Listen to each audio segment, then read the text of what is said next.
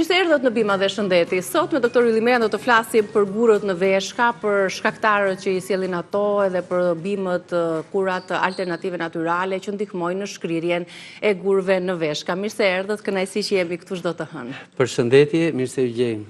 Faleminderit që jeni këtu. Është fillim jave, bim po këto lule nga bim të kuksit. Si sa bukur dhe plot e përplot. Të freskët natyre. Me lule, po. Kur ju kemi këtu, doktor, na e sillni natyrën më afër. Edhe patjetër. Sepse njerëzit janë larguar pak nga natyra dhe fleri i gurit që është tipike për sot. Nga bicajt e kuksit. E marr nga malësia. Kështu që jeni në aksion edhe për këtë pjesës të emisionit tonë. Po kur ju na jepni detyrën ne duhet t'i plotësojmë. Doktor, përpara se nisim me temën, këto ditë ju jeni përballur me një mas nga Autoriteti Kombëtar i Ushqimit. I cili ka blokuar produkte në magazinën tuaj. Sot nuk kemi këtu për të gjykuar askënd, por më shumë për të dëgjuar dhe për të kuptuar se si realisht funksionon, si është e vërteta, çfarë ka ndodhur konkretisht dhe si e përjetuat ju këtë situatë, duke qenë se ka bërë zhurmë në media të ndryshme, komente e të tjera, kështu që le ta sqarojmë opinionin publik. Po. Në të vërtetë opinioni publik mua më dha sinqerisht energji dhe shpresë. Që ju ngjitesh atyre shkrepave si djalë i ri. Sepse edhe atje lexoja mesazhe dhe ishin të gjitha falënderuese. Edhe realisht ishin shumë, domethënë 90% e të gjitha komenteve që janë bërë në portale në rrjetet të ndryshme ishin në mbështetje tuaj. Më bëhet qefi për këtë, doktor. Si tregon se sa njerëzit të vlerësojnë. Prej gati 20 vitesh që punojmë të licencuar me këtë punë, 25 vite që punojmë këtu në Tiranë, 20 vite i licencuar. Asnjëherë, askur nuk kisha fare licencë, po tregtoja në tezga, nuk mendoja që ta nxija faqen time duke sjellë ndonjë produkt të cilësisë, së tretë nuk bëhet fjalë, po të dytë. Deri tek e dytë ta mbahesha kështu. Më vonë, kur puna po shtohej, zgjodha grupe njerëzish që mblidhnin bimët mjekësore. I kam mësuar, i kam trajnuar, disave ju kam dhënë edhe lek për të bërë nga një tharse të vogël, diçka simbolike, që bimët mi thanin mirë. Dhe tashi do të vemi tek rregulli i AKU-s. Është kështu. Produkti do të vi nga X person, që tek neve është pa diskutim i regjistruar dhe ka një nipt fermeri. Ka disa që s'po e nxjerrin niptin 2 vjet se s'kan një zvarritje burokratike. Edhe këtë duhet ta themi. Pra 2 vjet, mos i nxjerrin tapin e tokës, që ai shkreti të nxjerrë një nipt fermeri është puna e tyre. Megjithatë, po, pra, megjithatë, ta njerëz na i sjellin bimët, peshohen, kanë dhomën e pastrimit, e pa diskutuar. Siç vjen nga mali, pastrohet, do të futet në thas, i vihet një etiket dhe është një magazin e tërë, gati 200 metra katror, që bimët të futura në thes, teke, të gjitha janë të vendosura bashkë edhe me etiketën për katse. Sepse AKU pretendon që këto ishin pa etiketa. Po, le të vazhdojmë më tutje. Nëse malli tashin do të kaloj për një miksim, për një përzierje. Pra, do të vemi te ky çaj që kemi sot, Uromer, për të diskutuar. Po e quajmë. Ky do të ketë thierin e gurit, bishtin e qershis, majdanozin e egër, kallirin e dellit, rëjnë e gramit. Po i quajmë. Do të merren nga dhoma B, që janë futur tash, do të kalojnë në përpunim, pra do grihen, do miksohen, do përzihen sipas raporteve që janë të miratuara edhe tek AKU-ja, të notifikuara dhe në recepturën për katse. Mandej, këto bim do të qëndrojnë, ne i ruajmë për një harmonizim aromash me njëra tjetrën në një dhomë më vete, pra jo tek dhoma B me bimët teke, po në një dhomë tjetër, si që e panë shumë njerëz në figurë. Atje ka vetëm këto bim.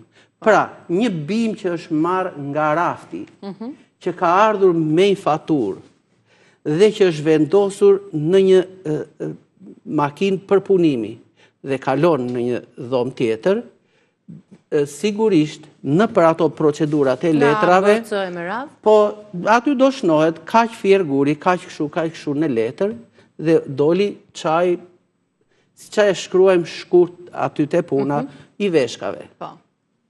Mandej, mbasi janë homogenizuar, kalohet edhe një herë në atë sitjen përfundimtare, kalohet në një tunel ku temperatura të na heqi lagështirën dhe t'i afrojmë një lagështie 10-12%.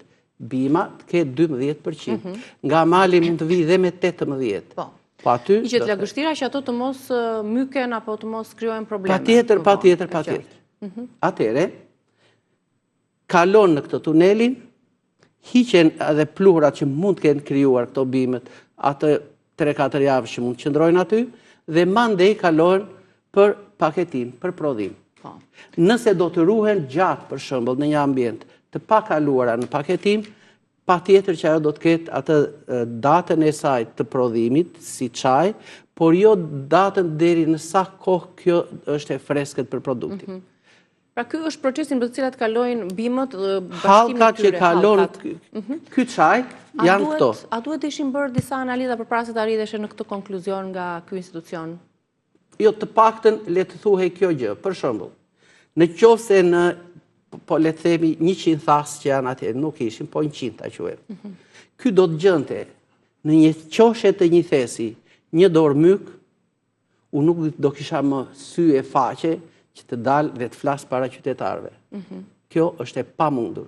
Pra, i gjithë produkti atje është 100% i pastër, është 100% natyral dhe i freskët, nuk diskutojnë erërat e këqija ose bim të nxira të jashtë skadencës e kështu me radhë. Atëhere, ai punëtori që ka vendosur aty, ai produkt do të lihet deri le të themi 2-3 javë, sepse ai kalon te puna përfundimtare, është sitja përfundimtare të shkundjen edhe këto tymrat e fundit që mund të krijojë kjo. Dhe pastaj ai do të vihet një etiket, për shembull këtu janë 25 kg çaj për veshka, çaj uromer. Dhe nga këto 25 kg po e quajmë do bëjmë 100 paketa. Doktor, si do të vjoni më tej? Do ta ndiqni çështën, do ta ankimoni atë, si do të reagoni dhe çfarë mendoni se fshihet pas gjithë këtij sulmi? Po pa diskutim, unë nuk do të vras mendje se çfarë fshihet, unë do vras mendje nuk di isha në Kuks për punë kështu. E di, mblodhët edhe firin e burit për ne. E si më tha një fëmijë, më pa di kështu ai, ti ishe ai në Kuks i televizionit, tha më, unë do jeni. Të tërë tha flisin mirë për ty, tha vetëm ai koçu, tha një koçë, po nuk e tha ç, e tha q. I thash, çfarë do të qera xhaxhilli? Një çokoladë, më tha. I ke merre. Pra, sigurisht që neve do fillojmë me sportivitet dhe më të përqendruar, pa diskutim, më të përqendruar, shumë më të përgjegjshëm. Mendohet që këto janë kërkesat e AKU-s sot që ne të hyjmë në BE. Por, më duket unë kam hyrë më para këtyre, jo në BE, po në FDA, në Amerikë. Dhe asnjë produkt nga tonat, që kanë kaluar aty në laborator në Amerikë, nuk ka dalë i ndotur, i kontaminuar, ose jo i përshtatshëm për tregun. Sepse këto produkte janë edhe jashtë, dhe nuk do ishte kollaj nëse pa diskutim. Do ishte me të variantë. Mu bë qefi edhe një herë, le t'ua them, marr një porosi, çoj një qytetari në Gjermani, me këto furgonat. Në rrugë, policia e kapi këtë qytetarin, këtë shoferin, i mori pak mostra nga këto, dhe i tha, analizat se foli me laboratorin, kushtojnë kaq euro. Do na japësh, nëse dalin produktet të rregullta, pare do t'ju kthehen në numrin e llogarisë. Pra, ky i dha lekët në moment, i dha dhe numrin e llogarisë. Ky shoferi u friksua të vërtetën, se pagoi ca lekë që si dihet do ja jepja unë ose jo. Mbas 2 ditësh mesazhi, paret u rikthyen në llogarinë tuaj. Shiko çfarë qytetarie atje. Pikërisht, po është një shembull i mirë edhe kjo nxjerrjes së produkteve që këto produkte kalojnë një sit dhe një kufi. Pra, le t'i themi qytetarëve, ato janë suplemente ushqimore 100% të pastra dhe të shëndetshme. Ishte e nevojshme për ta sqaruar opinionin publik, se dhe ne na shkruajnë doktor ndjekësit të rubrikës tonë, kështu që e kishim si një detyrim moral për t'ju dhënë një sqarim dhe një reagim të tillë për të mos u keq kuptuar asgjë nga kjo masë e autoritetit kombëtar të ushqimit që ka bërë këtë ndërhyrje.